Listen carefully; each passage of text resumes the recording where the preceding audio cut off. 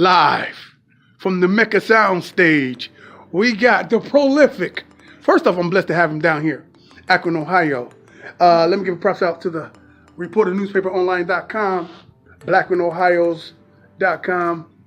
Blackman, Ohio representative in the building. When I be trying to say Blackman, Ohio, that's what I be hearing. That's what I see. That's the definition of what's black and good about Akron, Ohio. Black and good, man. I like that. Hey, man. The double positive. Tell everybody your name and what you represent. Student Minister Stephen Muhammad of the Nation of Islam, several other organizations, groups, think tanks that belong in the city and other parts of the state and the country. But we love Akron. We try to do our best to represent Akron. We think that all kinds of greatness, even divinity, greater than LeBron James, I'll get to that in another time, is right here in Akron. And the enemy works overtime to make sure that you and I never access who we really are right here in Akron. We're going to go against that, though. We're going to make the truth known. Hey, man, I love that, man. Hey, listen, man. First off, I'm glad and I'm excited that you're here. Yes, sir. Rocking with us, rolling with the rush. Under some unsettling circumstances. Yes, sir. Yes, brother Nipsey Hussel, our beloved brother, out of L.A., rapper, entrepreneur, businessman, father. Activist, visionary. Taken out here. Yes. The way he was taken out was a lot of people got some conspiracy theories going on. Bro, I just had to call you, man, because we had a lot of rappers coming down.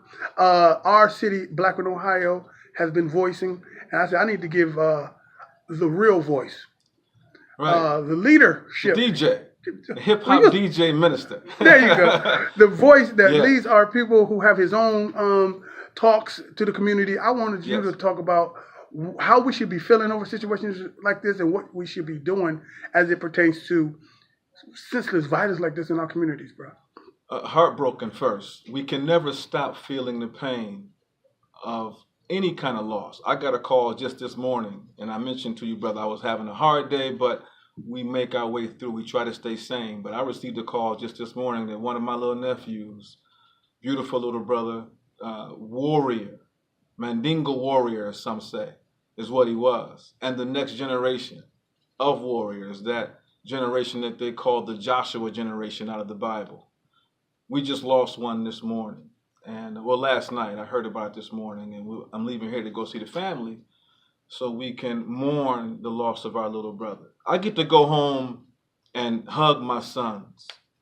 All of them are still alive. I thank Almighty God for that. All praises due, brother. But these kind of losses affect me in a way that it would affect me if it was one of my own.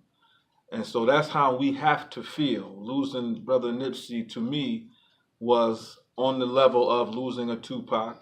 Right. Even a Biggie, but Tupac more because Tupac had a social message and he was building a social platform. This is why I believe Tupac was killed, and even though it happened right there on the Vegas Strip, nobody knows what happened. Right. Biggie shot by some dude they say had a bow tie on, right? Right. Think over that. And then nobody knows what happened. So these kinds of killings, to me, have a hidden hand that it goes all the way up to the top. I got a question. When it comes to the hidden hand, can you explain to some of the people what COINTELPRO is, brother? Oh, my goodness, brother. We don't have time to do all that, but the COINTELPRO was an intelligence that was launched by the United States government. When we say conspiracy, people say, oh, man, that y'all just paranoid. But the numbers don't lie. The documents don't lie. What J. Edgar Hoover had written, said, and we know now some of his aides have now echoed, definitely illustrate that they were looking for, get this, a black Messiah. You better say it. Why would a politician be talking about spiritual language like Messiah? That goes right to the Jesus on the cross saying, my God, why have you forsaken me? That's the same cry our young black males have right now. They feel forsaken. They feel kicked out. They feel abandoned by God, right? And that's our fault for not representing God the right way and letting imposters continue to teach half-truths and in some cases outright lies. Our brother Nipsey, to me, just to go right back to him without losing our place, was the example. Our generation gave birth to hip hop. When brother was born, I was just getting out of high school. Right. So I'm telling on myself now. That's all right, brother. But we long that the legacy of real hip hop would live on and usurp what has now become rap music. Mumble rap and stuff. Mumble rap, and it's just really pornography over music and how much dope I sold and who I'm going to kill next. That's not an accident. That's by design. So when you got a brother like Nipsey who was on deck doing something like he was doing with his music and with his example, then we know that there had to be a hidden hand here. Minister Ishmael said this a couple of years ago. I just never forgot it. It rang true with me. But many of these shootings, and of course he's in Chicago, many of these shootings that we hear about, the first instinct is dope related, black males wilding out. But he made the point that we don't know who did these killings. Now we see several killings from activists right in the Ferguson area. And the question then rings out, well, is this also a part of the conspiracy? Dealing wisely with them? Since they're inclined to think that their own did it, we can hide our hand and nobody will even look our way. Right. This is hard truth for folks to think about, let alone believe. And the last thing black folks want to think about is the fact that, yes, we have had war waged against us. And they are outrightly now killing your sons. When we do it, it's quiet. When they do it, we want to protest. We've said this over and over again, Brother Hiram, and I'm going to say it again now. Black lives don't matter until they matter first to you, black people. Good point. In a way to where you are doing something to stop what's going on with our own sons. So you know who Dr. Sebi was? Yes, sir. Our great brother was a scientist, man. And I'm glad you pointed him out because we know that brother Nipsey was putting together and about to release that documentary. Dr. Sebi died under mysterious circumstances. Because you know the AIDS virus was not the result of having sex with a green monkey in Africa. You better say it. We all know that now. So where did it come from? And how is it killing in some places in Africa 1 in 2? 50% of the population decimated. And it happens to be in those same places where the mineral resources are the greatest. Right now in America, and this is not being talked about, but it's still a fact, it's the #1 killer of black women. AIDS, brothers and sisters, come on now. That's not an accident. And now prostate cancer is wrecking our brothers. And you know what prostate cancer does to you as you are, let's say you like to procreate. Right. The prostate cancer is designed specifically to stop that from happening. If you go get the operation, then that might mean that you're out of commission for the rest of your life. What brother wants to hear that?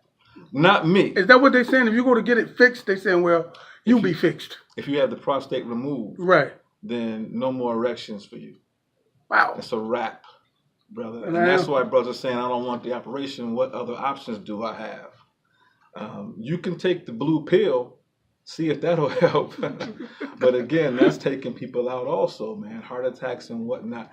What's happening to us, man? You never saw a time, and this is off the subject, but we got to just drop this in, where black men struggled to have erections. I had never heard of that growing up. And where now, when these commercials were being launched, now you don't see anymore. For penis enlargement, right? That was targeted towards brothers. And I wondered, what is that about? Now, you know, white guys have always envied the black male genitalia, whether he envied it because he wanted it or whether he envied it because he wanted it. You better say it. Either way, we were the target, brother. And now these things have come up. I think all of these are like loosely surrounding the whole conspiracy piece. But our brother wanted to release that documentary. They say Nick Cannon and some others are picking it up. Take that up. We'll see. But I think all those factors tell me that this was not just some random gang shooting. If it's in LA, that's the first thing we think about, gang related. Remember, he was about to do something to reverse and or stem the gang activity in Los Angeles. Right. Back in '92, when we signed the peace treaty, right? That didn't make any major publication. I wonder why. So you would have thought the way the media was going at it from '91, they were saying that black men are criminals by nature. Criminals by nature. We stood up against that. right? They were trying to prove that you and I have to be interfered with, and as Hillary Clinton said, brought to heel. It's crazy. Hillary man. said that. Hillary. Just for those who might think that hope she runs again and do no, leave her where she's at. Amen. Leave her right where she's at. Listen, man. So there's some stuff that's going on. Surely, you got the program. It's definitely in the newspaper. Yes, Tell sir, somebody, phone man, call. when to see you, to follow you, to where to come and check you out. What's going on with the mosque and all that good stuff. Well, we just did an event, our 8th Peace Talk.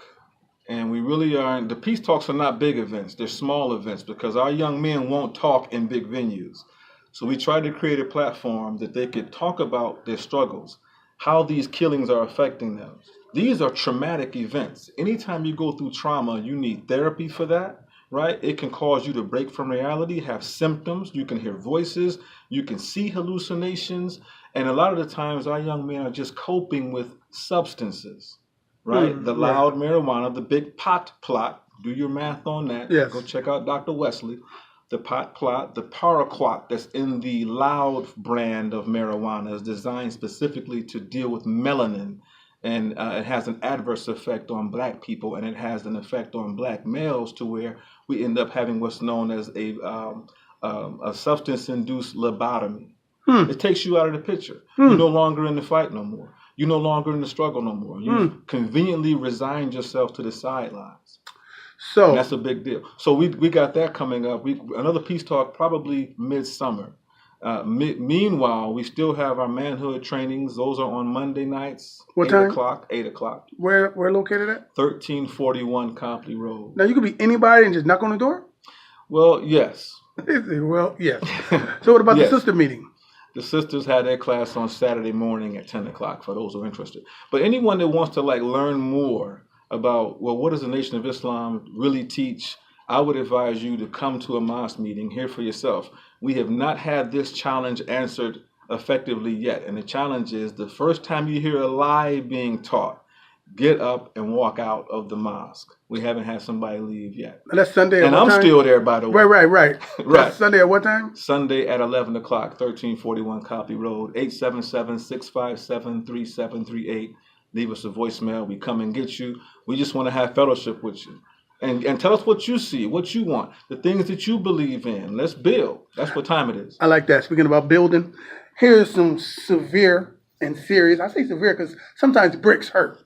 But these bricks help build people like myself in black media. Why is it important, Brother Stephen Muhammad, that we have black media like the Reporter newspaper that have been in the game for 50 years?